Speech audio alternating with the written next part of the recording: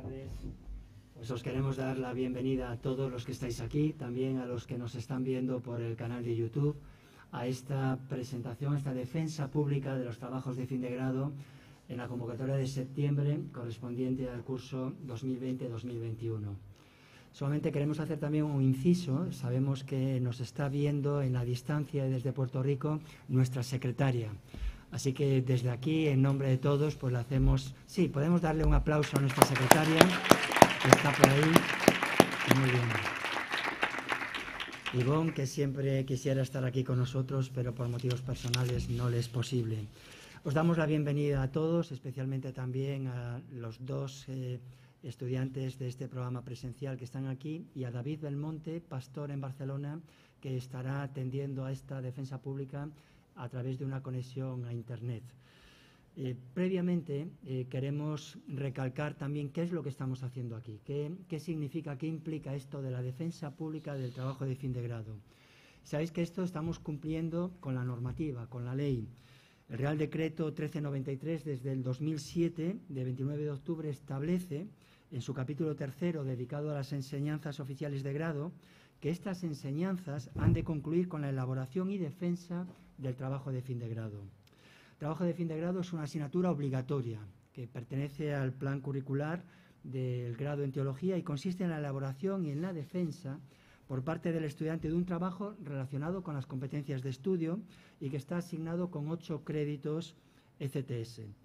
El trabajo de fin de grado es un trabajo que ha de mostrar la madurez del estudiante en la finalización de sus estudios y ha de suponer, por parte del estudiante y de forma individual, la realización de un proyecto, memoria o estudio bajo la supervisión de uno o más directores en el que se integren y se desarrollen los contenidos formativos recibidos a lo largo de todo el estudio del grado en teología. Este trabajo de fin de grado ha de estar orientado en la aplicación de las competencias generales asociadas a nuestro título y debe de capacitar en la búsqueda, gestión, organización e interpretación de datos relevantes para emitir juicios que incluyan una reflexión sobre temas relevantes de índole teológico, bíblico, social, científico, tecnológico o ético, y ha de facilitar el desarrollo de un pensamiento y juicio crítico, lógico y creativo. Habéis de saber también que esta correspondencia entre el TFG y las competencias del título ha de ser la garante también para que cualquier temática de los TFG que se presente en evaluación en la Facultad de Teología ha de ser coherentemente respetuosa con la identidad confesional de esta institución y con la declaración de fe de la Federación de las Asambleas de Dios de España, siempre en el marco genérico de los fundamentos doctrinales del cristianismo evangélico. Y finalmente, solamente deciros que este trabajo que habéis elaborado y que elaboran todos los estudiantes que finalizan el grado es un trabajo protegido por la Ley de Propiedad Intelectual. En consecuencia, la titularidad de los derechos de propiedad intelectual o industrial corresponden a la Facultad de Teología de Asambleas de Dios en los términos y condiciones previstas en la legislación vigente. Así que con todo esto, pues solamente os quiero presentar. A mi izquierda está el profesor Prince Parker, que es vocal de esta comisión. A mi derecha, al fondo, el profesor Javier Gómez, que es miembro de este tribunal y además es el censor académico. Y a mi derecha inmediata, el profesor Ángel Bea, que es además el presidente de esta comisión y a quien le voy a dar ahora paso para que él nos dirija en oración y dirija también las pautas y las instrucciones para el desarrollo de esta defensa. Profesor Ángel. Muy bien, sí, se me oye bien, ¿verdad? Bien, pues vamos a dar comienzo y quería, como siempre, dar unas pautas para que los ponentes pues puedan saber a qué atenerse en relación con su exposición. Cada ponente tendrá 8 minutos para su exposición y lo mismo que nosotros tenemos aquí, el tiempo, pues también ellos podrán verlo ahí enfrente. Cuando lleguen 7 minutos más o menos, puedo dar un aviso, ¿vale? Para que lo tengáis en cuenta. Al final de cada exposición, como siempre también, pues cada uno de los miembros del tribunal podemos hacer alguna pregunta, una o dos preguntas, que deben contestar cada uno de los ponentes. Y luego también, pues, es normal que los ponentes se dirijan a este tribunal, pues, señor rector, profesor y señor presidente. Así que vamos a orar y vamos a solicitar del Señor su ayuda para que este tiempo sea un tiempo en el cual, pues, con su asistencia lo hagamos todo lo mejor posible. Amén.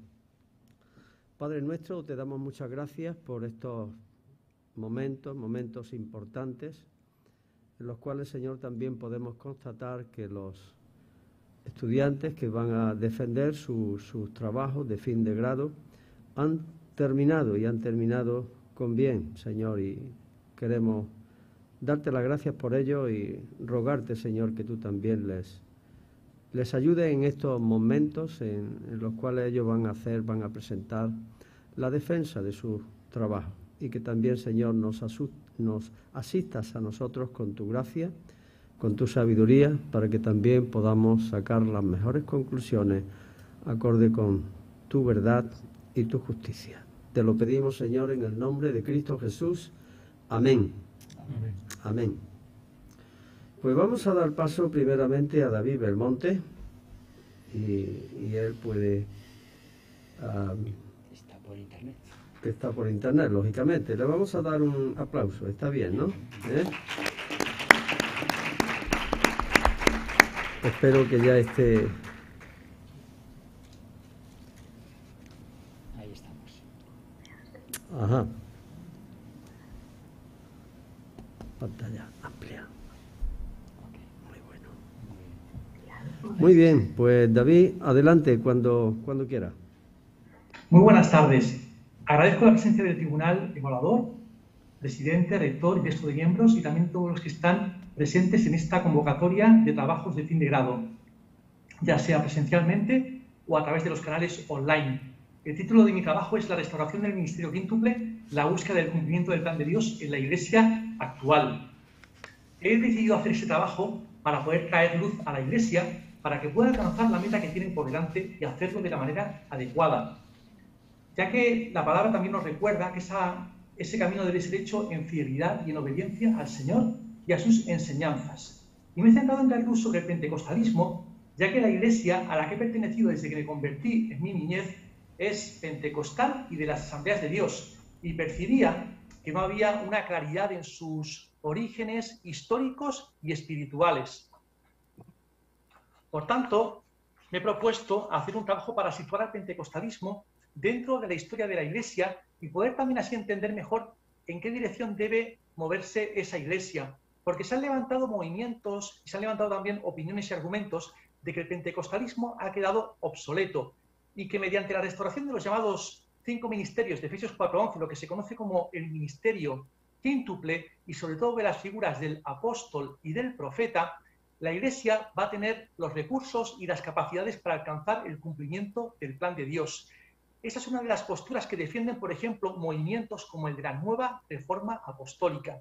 Por tanto, quiero hacer una defensa del pentecostalismo, demostrando que es válido hoy, pero dentro de unos parámetros. Deseo que se pueda entender mejor qué es ser pentecostal y por qué serlo. Entonces, la Iglesia es el instrumento primordial de Dios hoy en día, constituida por Jesucristo para llevar su mensaje de salvación a todas las naciones. Pero para ser eficaz necesita la llenura del Espíritu Santo, tal como vemos en el libro de los Hechos de los Apóstoles. Esa Iglesia también va a precisar de unas estructuras ministeriales estables que también le den, pues eso, la capacidad para cumplir con bien su misión. Hay referencias bíblicas a esas estructuras en el pasaje de Hechos 20, lo que se conoce como el discurso de Mileto, donde habla de ancianos y obispos, que son ambos nombres para referirse al mismo tipo de personas. Luego también hay referencias también a esos dones espirituales y de servicio en los conocidos pasajes de Romanos 12, Primera de Corintios 12 y Efesios 4, donde también quería comentaros que el pasaje de Efesios 4:11 dice en el texto original, el verbo está traducido como, en nuestra Biblia Reina Valera dice, constituyó. y en el texto original sería más conveniente traducirlo como dio o entregó. Quería hacer referencia a esto porque entonces el texto quedaría así como que el Señor dio esos dones para el crecimiento y el sostenimiento de la Iglesia. También quería hacer referencia a que la figura del apóstol es nueva del Nuevo Testamento. Es una figura que se parece mucho al profeta del Antiguo Testamento, pero que también tiene ciertas particularidades. Deciros que es el responsable del apóstol de transmitir la revelación de parte de Dios de forma fidedigna y también de representar a la persona de Jesucristo. Pero para ello es necesario que ese apóstol pues hubiera visto al Señor Jesús y que también hubiera visto su resurrección y también haber recibido un llamado de parte suya. Deciros que hay también en el Nuevo Testamento personajes como por ejemplo Bernabé o Epafrodito, que sin cumplir todos estos requisitos que hemos comentado en su totalidad, sí que eran llamados apóstoles por tener ministerios reconocidos por iglesias que no eran la suya propia, o por también desarrollar ministerios relacionados con el llevar el Evangelio a lugares no alcanzados.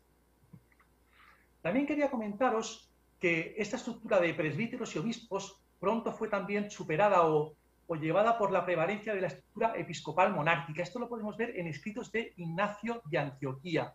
Deciros que con la aceptación del cristianismo por parte del Imperio Romano, esa estructura episcopal fue tomando cada vez un mayor peso.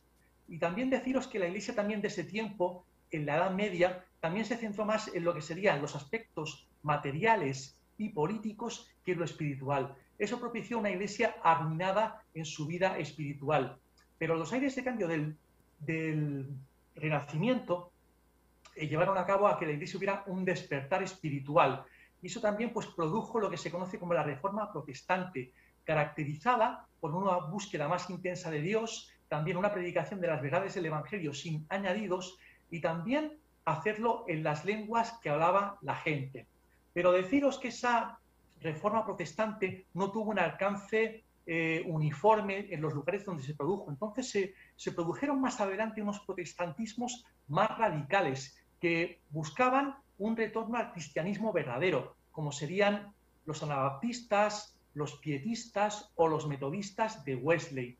Deciros que hay también mucha relación entre el metodismo, los movimientos de santidad posteriores y luego también el pentecostalismo, que va a ser, por así decirlo, la línea histórica que podemos seguir entre esos tres movimientos. Comentaros también que es innegable la relación que hay a nivel histórico y de conexión entre metodismo, movimientos de santidad y pentecostalismo. Por tanto, pues eso, quería hablaros de esa conexión histórica que es muy evidente. El modelo de experiencia espiritual que toma el movimiento de santidad en esa época es el modelo de Hechos 2, de la experiencia pentecostal y también del derramamiento del Espíritu Santo, que da también lugar a poder hablar en otras lenguas. Pero deciros que más adelante surgieron ya movimientos en el siglo XX que hablaron de superar al pentecostalismo porque lo vieron pues agotado o falto de fuerzas. Deciros que podemos hablar del pentecostalismo que tiene una postura restauracionista. Eso significa que pretende restaurar las bendiciones y también las promesas que se habían olvidado o perdido del Nuevo Testamento. Pero como decía, surgieron movimientos que hablaban de un pentecostalismo agotado, falto de fuerzas. Esos movimientos, por ejemplo, uno de ellos es la Nueva Reforma Apostólica. Este movimiento pretendía restaurar sobre todo la figura del apóstol con el propósito de poder también pues, llevar a la Iglesia a un mayor alcance. Una también de las posturas que también defiende la Nueva Reforma Apostólica es que la experiencia espiritual y la revelación personal tienen mayor autoridad que la revelación bíblica escrita. Ya para concluir, deciros que es muy importante saber qué es un apóstol en el Nuevo Testamento para facilitarnos la visión y no tomar el camino del restauracionismo extremo que sería el de la Nueva Reforma Apostólica. Hoy en día necesitamos ministerios que tengan unas características apostólicas, pero sin la necesidad de volverlos a nombrar o, por así decirlo, de colocarlos también por encima del resto de ministerios. Y algo también muy importante, también recordar que es muy importante que haya un equilibrio entre lo que es el estudio de la palabra de Dios y la experiencia espiritual, para que haya, por así decirlo, también un desarrollo adecuado y completo de lo que es la vida de la Iglesia. Amén. Muy bien. Muy bueno, David. Gracias por tu presentación. Voy a hacerte una pregunta, porque en la página 50 de tu trabajo aparece una referencia al distintivo pentecostal de hablar en otras lenguas, juntamente con el bautismo del Espíritu Santo, y hace una referencia a los mormones como uno de los grupos o movimientos de los cuales ya lo habían experimentado antes del movimiento pentecostal. Pero al hacer dicha referencia pareciera que das por buena y bíblica esa experiencia, pero yo digo que dado que los dones son susceptibles de ser plagiados, ¿no te parece que esa referencia a la secta mencionada es demasiado atrevida y por tanto estaría fuera de lugar? Agradezco la pregunta que estáis haciendo. Os comento lo siguiente. Se han dado experiencias, por así decirlo, de glosolalia, o de hablar en otras lenguas, a lo largo de la historia. Pero como también estaba un poquito mencionando en el trabajo, siempre debemos también tener el equilibrio de compaginar esas experiencias espirituales con el soporte o el apoyo bíblico. Por tanto, ahí también está claro y es evidente la experiencia de mormón, por así decirlo, o una experiencia de hablar en lenguas en los mormones, pues simplemente sería fuera de lugar por el hecho de que la revelación de la palabra de ellos no es ortodoxa, o evidentemente no es bíblica, entonces no la podríamos tampoco sustentar como un apoyo adecuado. Muy bien, sí, lo decía por eso precisamente, porque discernir los dones espirituales cuando se dan dentro del marco de la iglesia cristiana, es una cosa, pero echar mano de ese movimiento concretamente sin aclararlo, aunque una vez que se aclare se podría decir, pues mejor no mencionarlo, ¿no? Pero quiere decir que en tu trabajo da la impresión de que al echar mano de esa referencia, sin aclararlo, pues daba la impresión de que de alguna manera pues lo aprobaba. Pero hecha la aclaración, está bien. De acuerdo, vale. Profesor. Muchas gracias, muchas gracias. Sí, David. Nos hemos fijado también que tu trabajo pretendía centrarse, así lo has titulado, en la restauración del ministerio quíntuple. Entonces tenemos dos preguntas más en una. Bueno, notamos tu celo como pastor pentecostal y pastor de las Asambleas de Dios, por lo que muchos nos congratulamos también. Pero quisiéramos preguntarte, ¿cuál es el ministerio o ministerios, si es que lo hay, que hay que restaurar y por qué? ¿Hay que restaurar algún ministerio? Y la segunda pregunta asociada, ¿en qué medida presupones que la Iglesia pentecostal, concretamente las Asambleas de Dios de España, pueden ser un referente, un modelo, que tú pareces plantearlo así a lo largo de tu trabajo?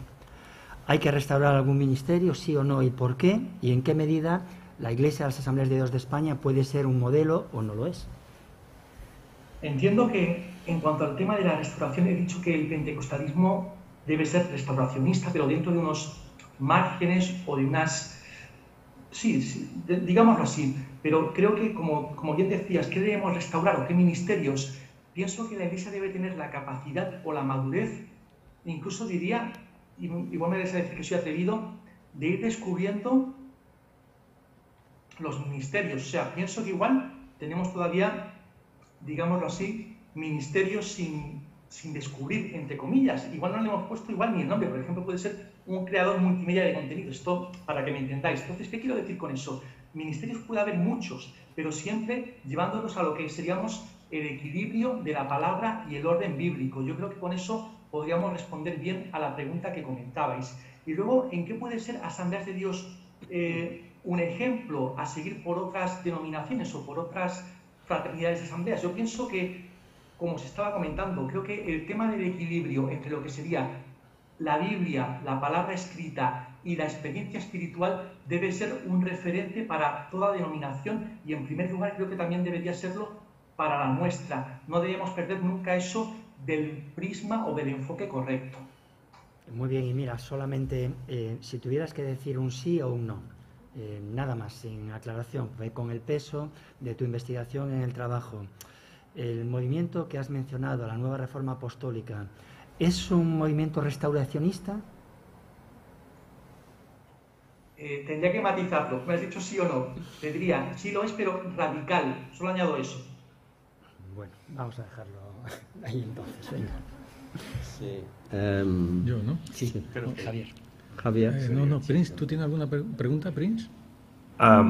Solamente escuchando eso, entiendo que sería cuestión de cómo definen apóstol o profeta, sería cuestión así para dar ya expresión. Es cuestión de definición entre lo que es la definición bíblica, lo cual creemos, o la definición que da este movimiento. No sé si me explico con la pregunta. Dice sí porque crees que existe, pero ¿cómo? Te doy un hueco. Gracias, profesor. Creo que te has explicado perfectamente. Creo que el tema de las definiciones y saber también exactamente lo que entendemos por un apóstol tal como debe ser o un profeta también nos va a dar, por así decirlo, el peso o la fuerza para poderlo defender o no. Evidentemente, creo que la figura apostólica como tal, el nombramiento como se ve en el Nuevo Testamento, no tendría hoy en día mucho peso. Lo que sí que he comentado en el trabajo es eso, que tengamos capacidades apostólicas, es decir, que haya ese carácter, esa forma de trabajar muy válido, pero sin llegar, por así decirlo, al extremo o a la radicalidad. Muy bien. Creo que con lo que dijo también, además, el lector, lo dejamos ahí, porque es un tema polémico, complejo también, y desde luego yo también tengo mi apreciación, creo en el ministerio apostólico, pero. Entonces, Javier, por favor, el profesor Javier va a hacer una pregunta. Hola, David. Yo no te voy a hacer ninguna pregunta. Mi labor es más siniestra. Yo voy a hacer un comentario del trabajo en sí, ¿no? También por si uno quiere seguir con otro tipo de estudios, hacer pequeñas anotaciones o las deficiencias que tiene el trabajo, digamos más, no en el contenido, sino en el formato, ¿no? Entonces, en principio, hubiera sido conveniente que los objetivos estuvieran bien redactados, ¿no? Muy concretizados, porque luego los objetivos son los que tienen que aparecer en la conclusión. Entonces, en la conclusión tiene que verificarse si esos objetivos se han cumplido o no se han cumplido, o si ha habido dificultades, y recoger en la conclusión también pues todo lo que se ha trabajado, los puntos que se han ido trabajando, ¿no? Las conclusiones que se han ido sacando de cada punto. Luego habla de una metodología que es comparativa y polémica, ¿no? Pero no existe como tal una metodología así polémica, ¿no? Quizá tu trabajo estaría más bien dentro de lo deductivo, una metodología deductiva e histórica, que es el trabajo que tú has hecho, ¿no? Desde luego es un gran trabajo, se nota que le has dedicado muchísimas horas, ¿no? En el abstract, yo creo, no debería aparecer la conclusión, porque es un poco un spoiler, ¿no? Adelanta lo que va a pasar, ¿no? Y eso quita interés al que lo lee, puede quitar, ¿no? Luego hay algunas deficiencias en lo que sería el índice, ¿no? Lo que es la dedicatoria. La dedicatoria puede estar o no estar dentro del índice, yo no la pondría, ¿no? Pero eso es una cuestión personal. Pero luego la introducción, o la conclusión y la bibliografía no deben de ir numeradas, ¿no? Luego, en tu índice también se han quedado muchas líneas que son solamente puntos suspensivos, ¿no? Y eso se podía haber evitado, quizás en vez de hacerlo en mayúsculas, si lo hubieras puesto esos subpuntos en minúsculas, el formato se hubiera quedado más vistoso, ¿no? Entonces, creo que también es importante de cuidar todas esas cosas, ¿eh? Lo digo para ti y para todos los que están aquí, los que tienen que presentar sus trabajos también, ¿no? Y luego las referencias a pie de página, ¿no? Las citas a pie de página también contienen algunos errores. Yo sé que eso es una labor muy tediosa, pero hay que hacerlo y hay que prestarle atención para que esa cuestión académica, de presentación académica, se quede bien. Y luego, por último, la bibliografía pues se ha quedado en un interlineado sencillo, cuando debe de seguir el mismo tipo de interlineado y con sangría francesa. Solamente eso. ¿Está bien? De acuerdo, gracias, profesor.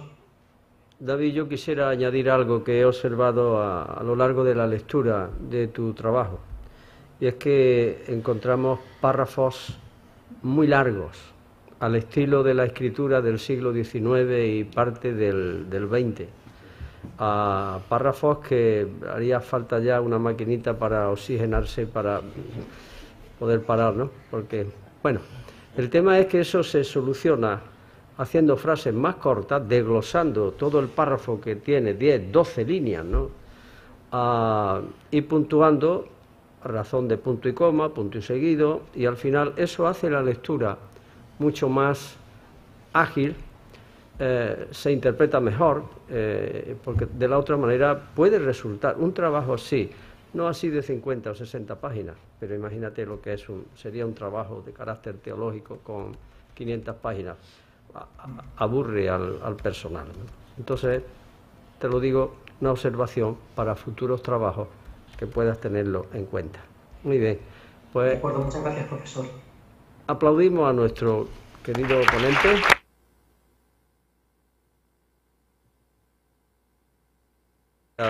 Gracias, David. Vamos a dar paso a Berenice Jai. Adelante. Cuando tú estés preparada, nos avisas si ponemos el cronómetro. Sí. Se puede quitar la mascarilla. Podéis quitaros la mascarilla para hablar si queréis, ¿eh?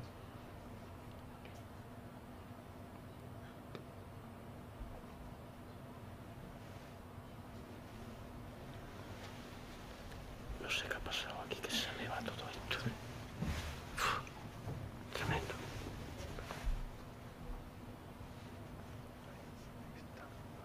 Gracias, hijo. Es que está el botón mal. Es que se me va.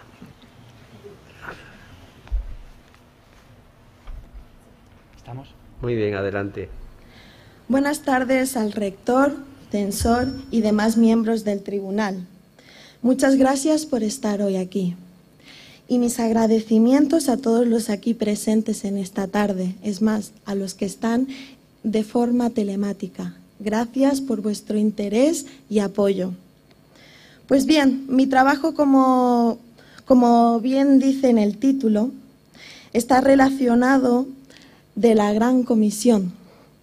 Mayormente los cristianos pueden tener un mayor o menor conocimiento, pero no quiero hacer énfasis solamente de la Gran Comisión, sino al colectivo al que voy a hablar, que es el colectivo sordociego.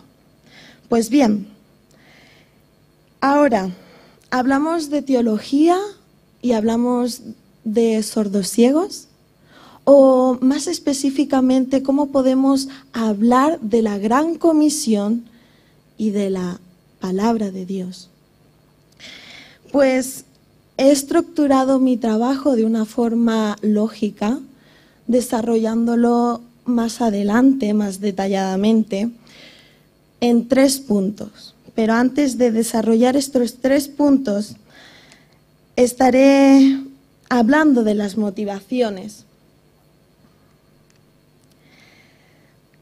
Me gustaría hacer alusión a estas motivaciones que me han llevado a investigar un tema de esta índole, un desconocimiento general y mayoritario de lo que es una persona sordociega en el contexto evangélico.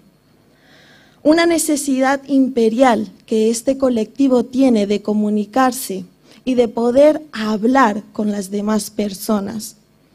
Y por último, me ha motivado el deseo no solo de dar a conocer a las personas, no solamente cristianas, sino aquellos que desconocen de la palabra de Dios. El primer punto, titulado La Gran Comisión. En este punto de mi trabajo hablo de la parte más bíblica y teológica, sobre todo de la Gran Comisión. Lógicamente, lo que he pretendido en este punto es ir más allá de lo que puedo entender de forma general con la expresión de ir y a predicar, ir y a ser discípulos. y que también tiene toda la razón de ser, pero que considero preciso adonar que es en este punto para poder comprender la situación de este colectivo. La Gran Comisión. Para ello, he desarrollado un análisis desarrollando lo que es la Gran Comisión, tanto desde la perspectiva bíblica como teológica, que es mucho más que predicar el Evangelio a toda criatura. Asimismo, he propuesto dividir la Gran Comisión en 3 áreas: evangelizar, bautizar y discipular. Y cómo llevar a cabo, siempre haciendo alusión a este colectivo, cómo podemos llevar a cabo la Gran Comisión. Por lo tanto, me adentro al segundo punto, el colectivo sordociego. El colectivo sordociego, ¿quiénes son? ¿Quién hacen partícipe este grupo? Me he podido encontrar una gran necesidad de este colectivo, pero que no hay una datación específica. Y es más, se podría especular y estaríamos hablando de una datación a nivel regional que no es fidedigna, así que estaríamos hablando de suposiciones. Pero no me quería solo adentrar en estadísticas, sino en sus características. Hay muchas características que forman parte de este grupo y los sistemas de comunicación serán nuestra herramienta para poder llevar la Gran Comisión. Por lo tanto, en la síntesis más práctica es cómo llevamos el Evangelio, cómo llevamos la palabra del Señor a las personas sordociegas. Necesitamos que las personas sordociegas, aparte de ser nuestros sujetos, sean objetos, para que ellos mismos puedan transmitir y entender lo que es el mensaje de Cristo a aquellos que están dentro de su entorno. La Iglesia puede conocer las herramientas que tenemos en nuestro siglo. Por último, la conclusión que he podido desarrollar en este trabajo, a modo de exponer una síntesis, podemos ver que hay una necesidad de poder hacer luz a este colectivo que son vulnerables y que Cristo acudiría a ellos. Esa responsabilidad como iglesia, como cuerpo, de integrarlos una vez más. El Señor anhela que su voluntad se cumpla aquí en la tierra. Y hemos hablado de muchos recursos en esta tesis que podemos tener como iglesia para poder poner en práctica lo que el Señor nos ha dado. El poder hablar de Él, de su obra, transmitir esa esperanza viva para que ellos también puedan ser partícipe de la Gran Comisión. Muchas gracias, tribunal.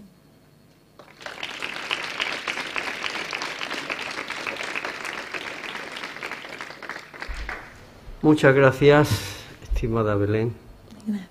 Y también a la hermana que te ha acompañado. ¿Su nombre, por favor? Esther Roldán. Esther Roldán. Muchas gracias. Muy bueno. Cuando entraste en esta institución para estudiar, ¿tenías la misma pasión por este colectivo? Sí. O sea que viene ya de largo, ¿verdad? Muchas gracias, rector. Yo tengo una pregunta aquí, porque podemos observar esa pasión y en tu trabajo lo expresas casi en cada página, ¿no? Sin embargo, hay algo que yo personalmente he notado en falta, y va con esta pregunta. Que al tratarse de personas por pertenecer a un colectivo tan limitado en sus dos sentidos vitales como son el oído y la vista, si tuvieras que dar a conocer a este tribunal y al público reunido en esta sala cómo se llega a conectar e incluso a enseñar a las personas con estas limitaciones, y cómo ellos luego lo harían para, como tú dices, cumplir la gran comisión. ¿Qué nos diría? ¿Cómo se hace eso? ¿Cuál es la metodología? Porque no he llegado a conocer eso. Muchas gracias, señor tribunal. Muchas gracias por su pregunta. La verdad que considero que es una pregunta que se tiene que poner en práctica. Yo he tenido el privilegio de poder estar con ellos y lo principal es tener interés, acercarse a ellos. Y muchas veces nos puede dar temor, ¿no? Temor, y más ahora en los tiempos que estamos, ¿no? De pandemia, no me voy a acercar. Y mayoritariamente estas personas se rigen pues por diferentes sistemas de comunicación. A eso voy. A eso vamos. Tenemos que entender los grupos de sordociegos. Tenemos 3 grupos de sordociegos. Los congénitos, aquellos que nacen sordos. El segundo grupo se categorizan por aquellas personas que primeramente han sido ciegos y que después han perdido el oído. Primero han sido ciegos, o sea, toda su capacidad de comprensión, tanto lectora, han podido desarrollarla, pero han perdido el oído. Ese sería el segundo grupo. Y luego tenemos un tercer grupo que vendría a ser lo que vendrían a ser las personas sordas que han pasado a ser ciegas. Entonces, como viene hablado en el TFG, es importante conocer, identificar cuál es a la persona que me acerco. Una vez ya habiendo identificado que es una persona, por ejemplo, del grupo 2, saber cuál es el tipo de pérdida. Porque yo me puedo comunicar con él, ya sea por escribirle o hablarle a través de la mano. Todos sabemos escribir aquí presentes. Todos sabemos escribir y ellos también. Podemos escribirle en la palma de la mano y transmitir, hablar con ellos. Obviamente está claro que tardaremos muchísimo más de lo normal, pero tener paciencia como Cristo ha tenido con nosotros es interés de poder acercar y transmitir ese amor tan pragmático del día a día, de ser primero su amigo para poder que la persona vea una diferencia, una encarnación de Cristo. Muchas gracias, Belén. Muchas gracias, hermana. Sí, Belén. Arranco yo ya. Belén, en tu trabajo se percibe, como decía el profesor Ángel, se percibe muy claramente tu compromiso con todos los colectivos con dificultades, sean motoras, auditivas, visuales. En un momento de tu trabajo, en la página 44, dices que debemos reinventarnos y aprender a comunicarnos de una forma totalmente distinta si queremos evangelizar verdaderamente a una persona sordociega.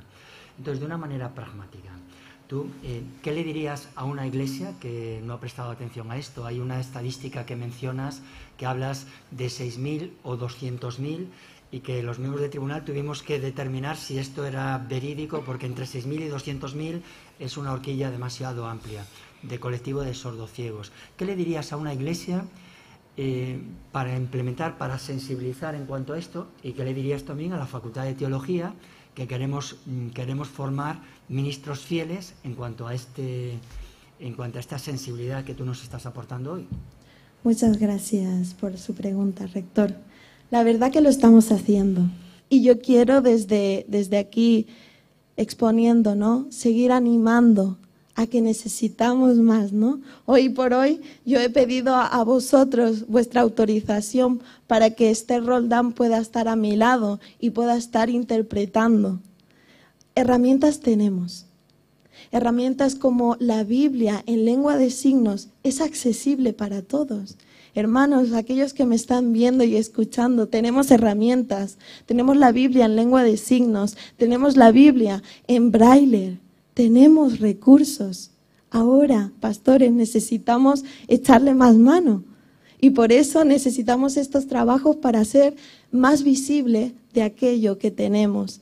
Y cómo no, pues poder animar a nuestros jóvenes y aquellos que no son tan jóvenes. Muchas veces apelamos, pero esa pasión, el hecho de poder orar por ellos, orar por este colectivo, Señor.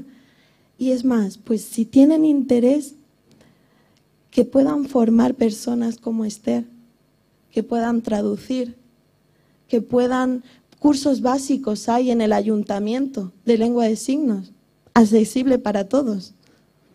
Así que considero que poder poner en práctica se puede.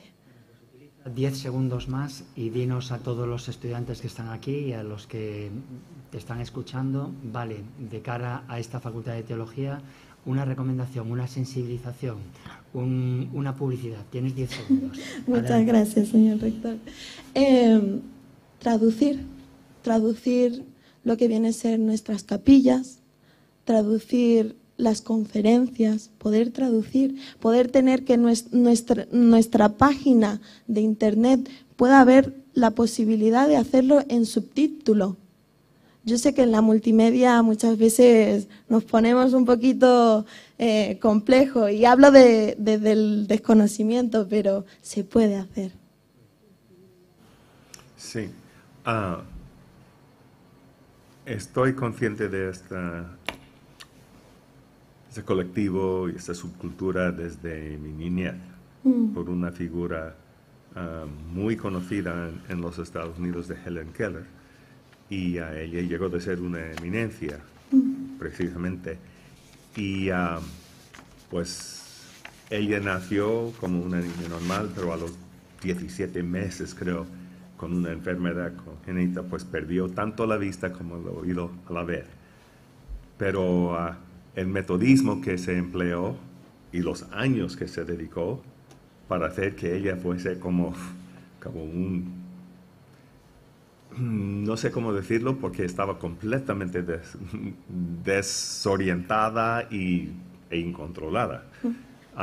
Pero se exigió una dedicación específica de una persona que se enfocó sobre ella, no por un día, no por una visita ocasional, sino por algunos años, hasta que ella se formó a ser una persona muy notable en la sociedad y tiene marcada su lugar en la historia.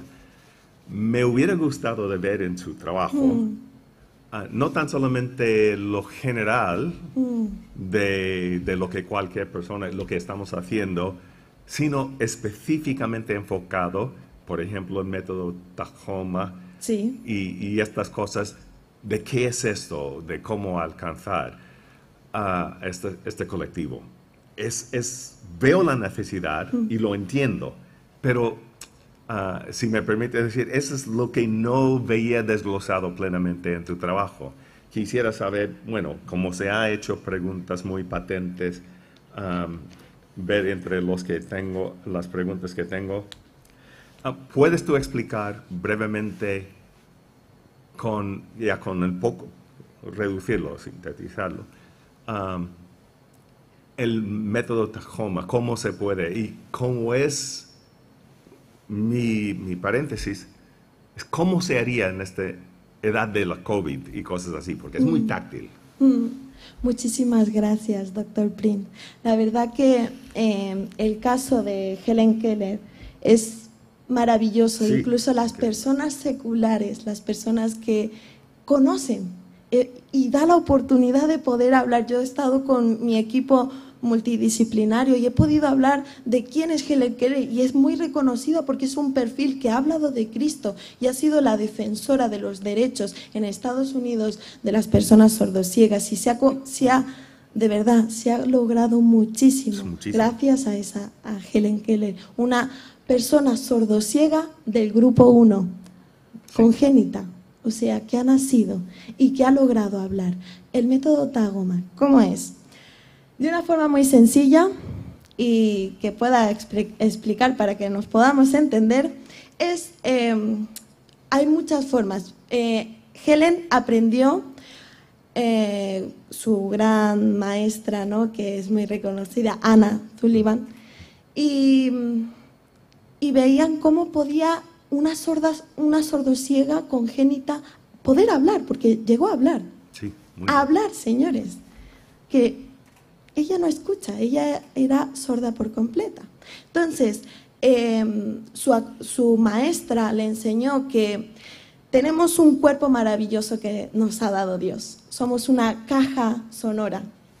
Y como somos una caja de percusión, esta profesora utilizó esa herramienta, haciéndole poner un dedo en la nariz, tapando un orificio de la nariz, y dos dedos poniéndolo, uno encima del labio y otro debajo. Y el último que nos queda debajo de nuestra barbilla y otro en nuestro oído. Así, Esther, así, para que me veáis. Este es el método Talgoma. Con este método, ella pudo aprender a través de su profesora a ver cómo movía la cara. Y a través de la repetición, porque los sordosiegos aprenden de modo repetitivo, le empezó a enseñar qué es el oxígeno, el aire, aprender a expulsar, bueno, son métodos, Dr. Prin, más elaborados, que eso vendría a ser la ciencia del logopeda, que no lo he puesto porque sería muchísimo más amplio el trabajo. Entonces, para realizar ese método, se necesita, en estos tiempos de COVID, protección. Exacto. Protección, como pues los usuales. Yo estoy actualmente trabajando con personas con diversidad funcional, personas mayores, muy vulnerables, muy vulnerables, que necesitan una atención sanitaria. Y la seguridad es ponernos guantes. Y obviamente, pues, siempre hay un riesgo, ¿no? Pero estaríamos dispuestos a dar nuestra vida por alguien que necesita. Yo por lo menos estoy dispuesta. Entonces, pues, limpiarnos la cara para que nuestro usuario esté más protegido, ponerles guantes y poner en práctica ese método. Esa sería mi recomendación, Dr. Prince. Pues, gracias. Bueno, y ahora la cuestión académica. Bien, mira, en el título y en el subtítulo tú repites la misma expresión y eso no debería ser, porque aparece en el título la Gran Comisión y luego en el subtítulo la Gran Comisión, otra vez. Entonces eso es conveniente de evitarlo. Y de hecho con el título, solamente con el título hubiera sido suficiente. O sea, tu trabajo se podía haber llamado el colectivo sordo-ciego como sujeto y objeto en la Gran Comisión, perfectamente. No hace falta un subtítulo, el subtítulo es para afinar un poquito más. Luego, tampoco has definido bien los objetivos, ni la metodología, ni el plan de trabajo, en fin. Y eso también es conveniente de que aparezca. Y luego hay muchos errores en los pies de página. También en la bibliografía pues encontramos muchos errores a la hora de citar, ¿no? Y has incluido también los versículos bíblicos ahí en la bibliografía, eso no era necesario, ¿vale? Solamente eso. Bueno, pues después de estas notas un poquito negativas,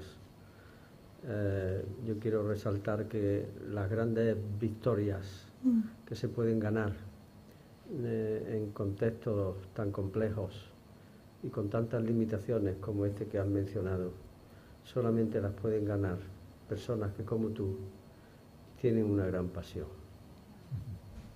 Gracias.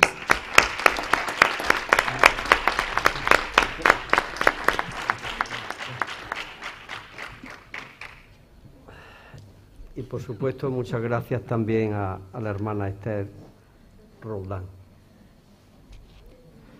Aleluya. Vamos a dar paso ahora a nuestra hermana Lina Paola. Cuando estés preparada, por favor, para poner el cronómetro.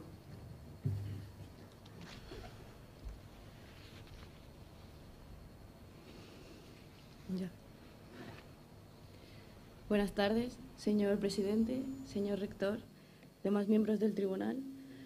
También saludar a todos los presentes, familia, compañeros, profesores y a todos los que nos siguen a través de la transmisión. Dicho esto, prosigo a la defensa del trabajo de fin de grado que tiene por nombre La espiritualidad en la modernidad líquida, un acercamiento teológico a la verdadera espiritualidad. El mundo occidental en el siglo XXI se ha convertido en el mejor supermercado que jamás ha existido. No hay límite de productos y menos aún no hay límite de placeres. La nueva realidad del ser humano es dejarse llevar por el mejor vendedor de producto y sucumbir a la idea de que ya no necesita nada más que el simple hecho de existir sin preocuparse por el porvenir.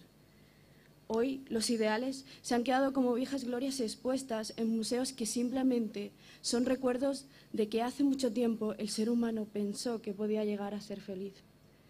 Hoy ya no se busca un sentido a la existencia, sino simplemente el placer de existir. Hoy no hay esperanzas futuras, ni dioses que puedan llenar el vacío de la existencia de este siglo, puesto que el mismo ser humano ha matado cualquier indicio de esperanza fuera de él mismo. El hombre de Occidente se ha enfrascado en su perfecto vitalismo, muriendo a la idea de que la felicidad es parte de una utopía que nunca alcanzó. ¿Pero qué pasó? ¿Por qué la generación que más tiene, la que más se ha podido desarrollar, ha perdido toda la esperanza de su existencia? Porque esta generación ha matado a Dios y es incapaz de hallar esperanza en Él. Porque este mundo occidental tan perfectamente vendido a otros mundos está a punto de derrumbarse como una baraja de naipes. Estas y otras cuestiones son parte de la motivación de esta investigación y del desarrollo de la misma. El encuentro por el que esta generación se la ha denominado como una generación que siente y luego existe, y por qué ya no hay esperanza en su mismo existir ni en alguien superior a esta. Para ello era necesario entender y comprender cuál había sido su historia, es decir, qué pasó en ese recorrido por la búsqueda del significado de su existencia, cuáles fueron sus victorias, sus triunfos, sus miedos, sus fracasos, su dolor, su esperanza. ¿Y qué pasó cuando el hombre y la mujer de Occidente se convirtieron en simples entes consumidores de una vana felicidad? El propósito de esta investigación no es exponer que el siglo XXI es el fracaso de la historia del ser humano o la muerte de Dios, sino comprender cómo social y espiritualmente vive el ser humano de Occidente hoy. Por esta razón, el bosquejo de la investigación se divide en 3 puntos. En primer lugar, se hace referencia al mundo que ha desembocado en una modernidad líquida, en donde se hace un recorrido histórico hasta llegar al concepto de modernidad y su desarrollo final. En segundo lugar, se habla de una espiritualidad en la modernidad líquida, en donde se ha puesto atención al concepto de nueva era y cómo ésta se ha metido sigilosamente en la vida del hombre occidental. Y por último, se expone una panorámica espiritual llena de origen, propósito y esperanza, basada únicamente en el Dios de la Biblia. El desarrollo de estos 3 puntos ha desembocado en una visión del siglo XXI con más esperanzas de lo que aparenta.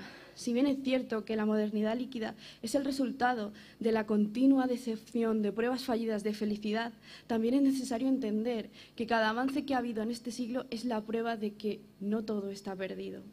La historia del hombre del Occidente parece que se ha basado en una búsqueda constante de superación y esperanza por un futuro donde se alcanzaría la panacea de la existencia humana.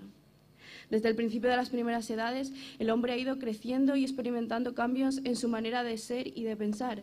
Por ello es necesario entender y ver el recorrido histórico del hombre y la mujer como una sucesión de huellas que muestran en dónde estaba la esperanza en cada época de su historia. Así podemos observar momentos históricos como la Edad Antigua o la Edad Media, en donde el ser humano confió plenamente en una sabiduría superior a él mismo, a pesar de la triste decepción del año 1000. Pero sin perder nunca de vista su deseo profundo de conseguir la paz en todos los aspectos de su existencia. Es por eso que a medida que iba corriendo la historia, se puede ver cómo en la Edad Moderna estaría marcada por acontecimientos históricos como la Ilustración, el siglo de las luces, revoluciones industriales, nuevos avances tecnológicos, que solo mostraban que esta vez la confianza del ser humano se había trasladado a sí mismo y se había puesto como tela de juicio la soberanía de Dios como centro de la existencia humana. Si bien es cierto que el hombre poseía una capacidad de desarrollo absoluto, siendo este el centro de todo, también es cierto que esto le traería desventajas como el deseo del poder absoluto, que desembocaría en una profunda crisis de conciencia y guerras en pos de una paz disfrazada de fracasos y de muerte. Así se inicia, por tanto, una etapa en donde el ser humano ya no podía aferrarse ni a su propio raciocinio ni tampoco a sus mitos antepasados, siendo esto el desenlace de una sociedad en donde la única regla sería la relatividad ante todo y la búsqueda de un carpe diem lleno de inseguridades, la modernidad líquida. Por tanto, si se observa al hombre occidental desde una panorámica histórica, este está destinado al fracaso y jamás encontrará un sentido a su existencia o a un ideal de superación. Al observar detenidamente cada aspecto de la sociedad líquida, no está de más añadir que esa relatividad le ha arrastrado a una consecuencia en la que él mismo no puede hallar descanso en su existencia. Se necesita algo más. Por eso, la conclusión de esta investigación es vital para saber cómo sigue habiendo esperanza en el siglo XXI. Corrientes como los nuevos gnosticismos, como la nueva era, son solo falsos espejismos de una plenitud en la existencia del ser humano y solo dejan más preguntas que respuestas. Pero si se observa desde la verdad absoluta que siempre ha estado al alcance del ser humano, se puede hallar aún una plenitud que está por encima y fuera del mismo ser humano, en donde éste se encuentra un origen en un Dios que ha estado siempre en la eternidad y que ha dado al ser humano identidad en él, dando esperanza. Ese Dios hecho hombre, que al igual que se acercó a una mujer samaritana llena de preceptos, dudas, maldad e inseguridades, sigue dando identidad y propósito a cada hombre y mujer del siglo XXI. Como conclusión a destacar, no se trata de cambiar esta sociedad ni de quitar importancia a su relatividad, sino desde esa liquidez entender que el origen está en Dios creador, que ha dado propósito en Cristo y esperanza en la existencia más profunda del ser humano. Gracias.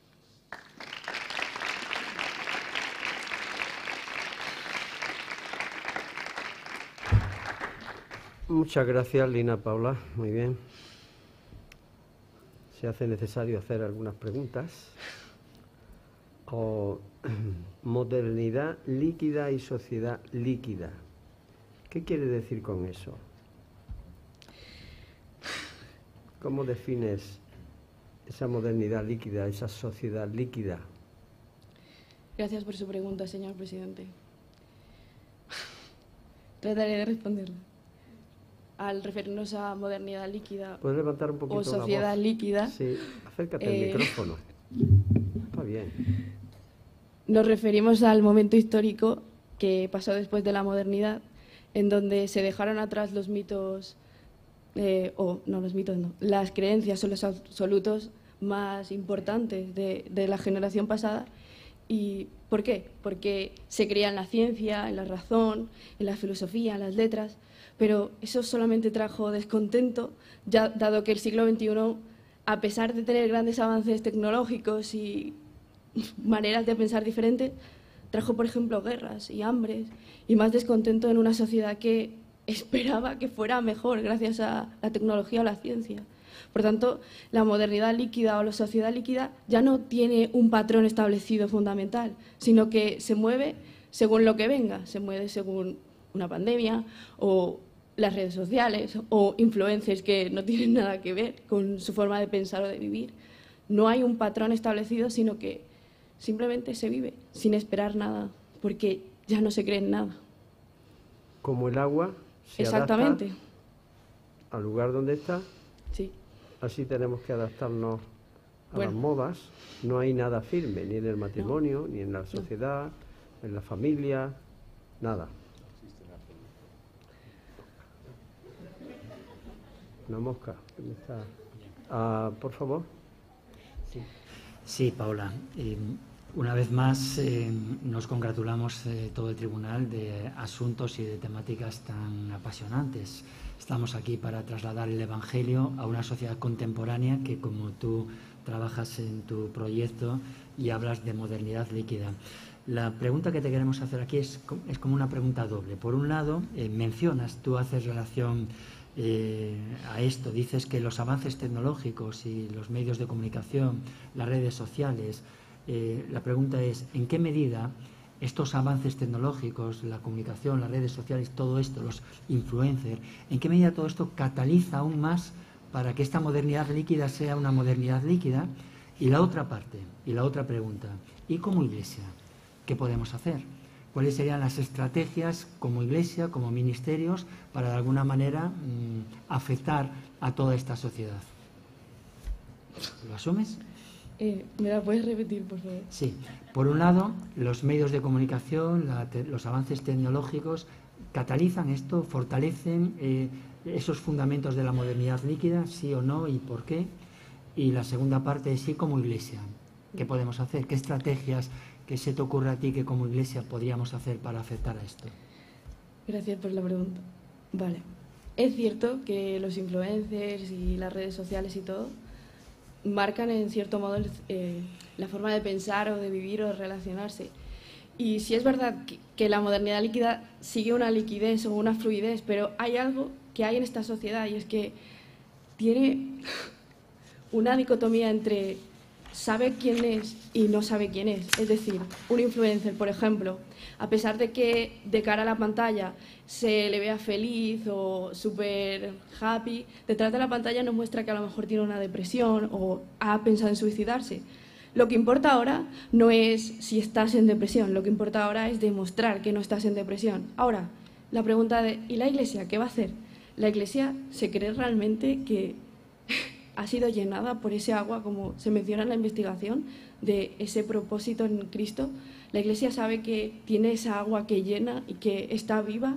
La Iglesia sabe que, o yo como creyente, tengo claro que sí, es verdad que esas corrientes nos pueden influir, pero ¿y ese agua viva que muestra el Evangelio de Juan? Que el mismo Cristo se presentó a una mujer samaritana que estaba llena de preceptos y de sus propias creencias, pero cuando Jesús le dijo, yo te voy a dar de un agua de beber, ella simplemente se lo pidió. Ahora, ¿qué podemos hacer? Mostrar que tenemos ese agua, mostrar que nuestro propósito está en Cristo. Ya está, no necesitamos nada más. Ser auténticos Sí. con el Señor, ¿no? Muy bien, gracias, Paula. Pasamos entonces a la cuestión académica, ¿no?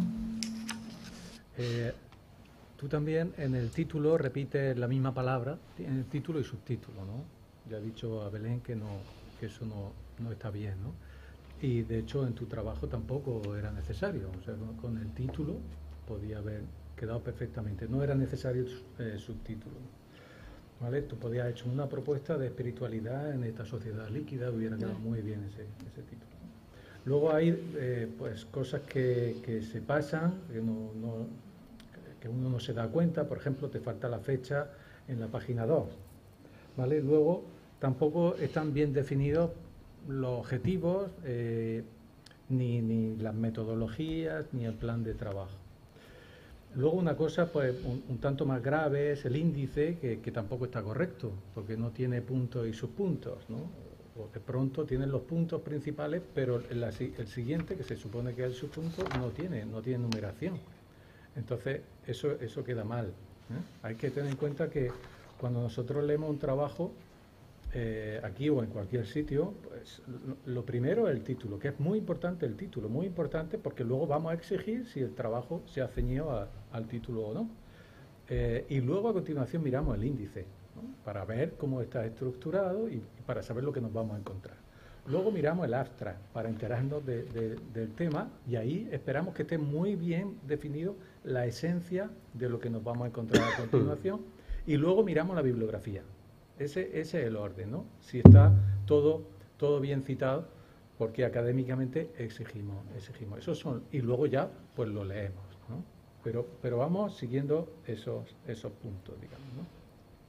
Luego, las citas textuales o los versículos pueden ir en comillas, pero no en cursiva. Y lo que nunca se hace es poner comillas y cursiva. O sea, eso no se puede hacer. Las dos cosas no van nunca, ¿no? Luego, pues la conclusión, pues no puede ser una disertación nueva, ¿no? Pues inventar algo.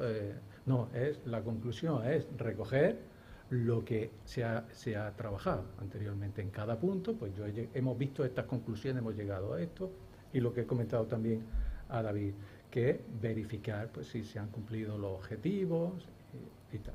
Así es como debiera ser, ¿no? Y luego la bibliografía en el pasaje de la Samaritana, ¿no?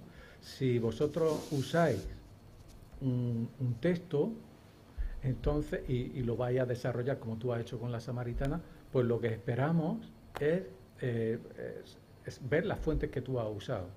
Para nosotros es importante el manejo de las fuentes. O sea, nosotros no esperamos que el trabajo sea muy original, porque en un TFG no esperamos originalidad. Es un TFM sí se exige, pero en un TFG no. Pero lo que sí exigimos es, lo que sí que se espera, se valora, es el manejo de las fuentes.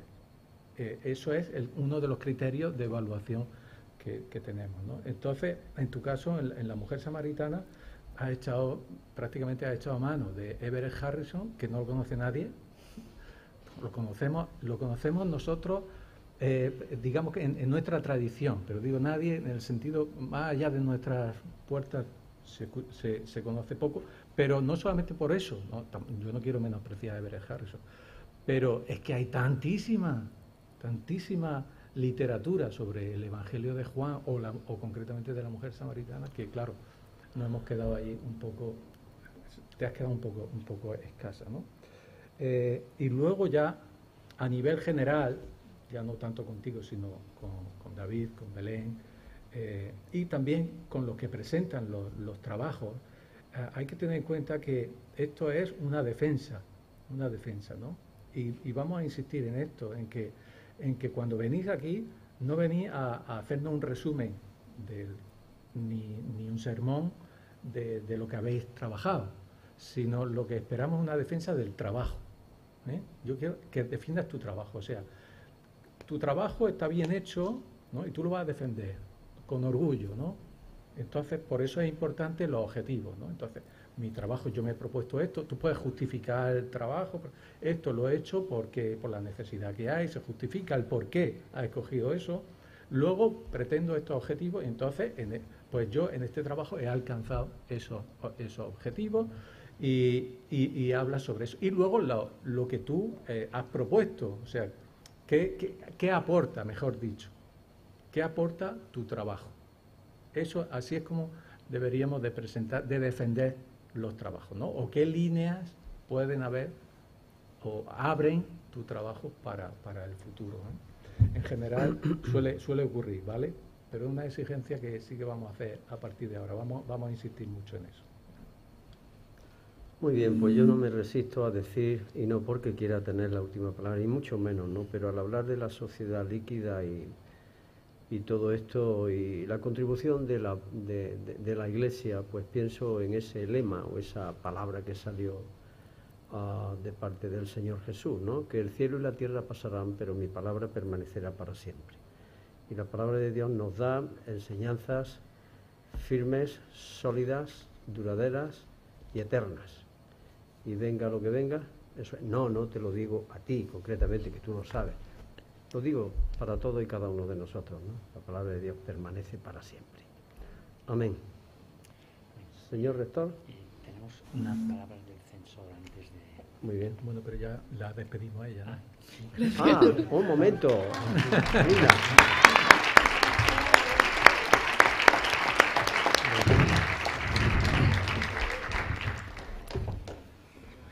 Muy bien.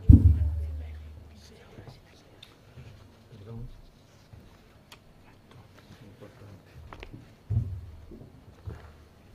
Muy bien, en primer lugar, ¿funciona? Sí.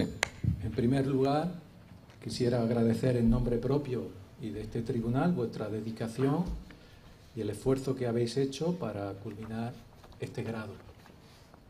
Los tres trabajos han sido muy diferentes en su contenido, aunque al tratarse de la palabra de Dios, siempre hay un nexo en común y un mismo espíritu.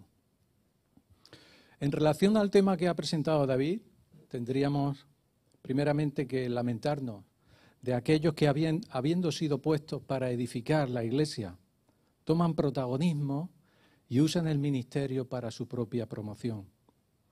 Como bien ha dicho él, siguiendo el texto de Efesios, el ministerio debe tener como propósito ser un instrumento de bendición para que todos lleguemos a la estatura de Cristo.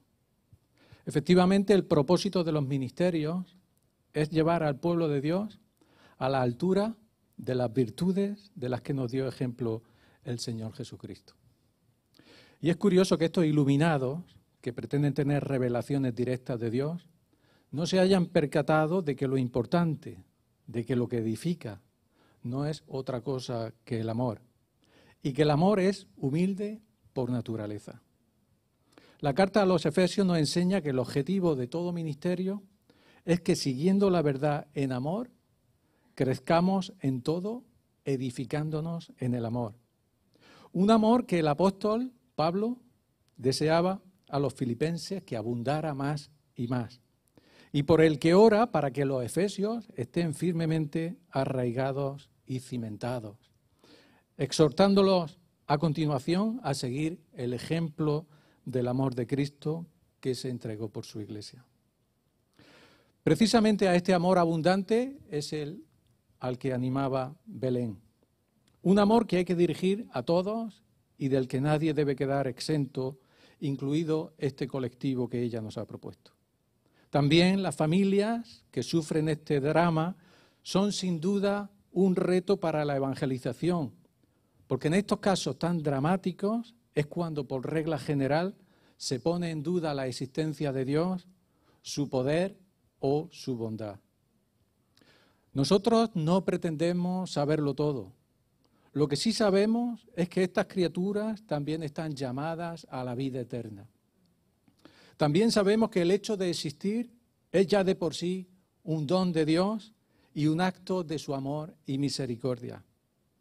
Al ser creadas se les ha dado un alma y llevan en sí mismas la imagen y semejanza de Dios. Su vista y su oído no están activos, pero no así otras facultades como el tacto o el afecto que pueden experimentar. Quizá estas personas se han sentido más amadas que muchos de nosotros, porque ellas son continuamente el objeto del amor de los que están cerca. Y alguno podría cuestionar el sentido de una existencia que parece no aportar mucho y que es solo objeto de lástima. Pero si miramos a Cristo en la cruz, bien podríamos decir lo mismo. Visto con ojos humanos, en la cruz hay una persona que sufre y de la que lo único que se puede hacer es sentir compasión. En la cruz Cristo no hizo nada extraordinario, no hizo milagros, ni sanidades, ni dio grandes enseñanzas. En ese momento era solo una persona que sufría y de la que solo se podía lamentar su situación. Pero cuando se nos revela lo que hay detrás, resulta que allí estaba Dios con él y en él, y los frutos de aquel sufrimiento son incalculables. Estas personas sordociegas puede que no aporten mucho a la sociedad, pero ¿quién sabe lo que Dios hace en ellas y a través de ellas? Esto es un misterio que nosotros no podemos conocer. Y tampoco dudamos del amor que Dios les tiene. ¿Quién sabe si en su mundo tan limitado hayan experimentado de Dios más que nosotros? Más lamentable puede ser la condición de aquellos que tienen ojos y no ven, tienen oído y no oyen, porque la vida pasará. Y es posible que estos últimos no vean ni oigan nunca más y terminen en las tinieblas de afuera. Y en cambio los primeros es posible que un día, por la misericordia de Dios, vean cosas que ojo no vio ni oído oyó y vean a su Creador. ¿Quién lo sabe? La espiritualidad que tenemos que aprender a vivir en esta sociedad debería ser la de una espiritualidad de vida sencilla, una espiritualidad como la que vemos en Ruth, que embellezca nuestras vidas con esas bellas obras que embellecen a los que las hacen. Porque las buenas obras de las que tenemos que ser celosos no son solo buenas por su bondad intrínseca, sino que, como la misma palabra griega nos dice, son bellas porque embellecen a los que las hacen. El Señor se nos manifestó como el más hermoso entre los hombres por sus virtudes y el bien que hacía. Y nosotros, sus hermanos, hemos sido llamados a reproducir su semejanza.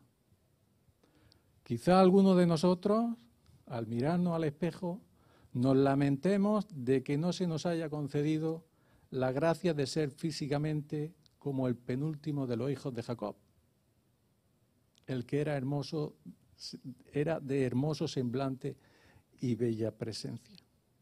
Pero al menos que nuestra hermosura esté en lo que hacemos. Porque como decía el de Hipona, en la medida en que crece tu amor, crece también tu belleza, porque el amor mismo es la belleza del alma. Amén.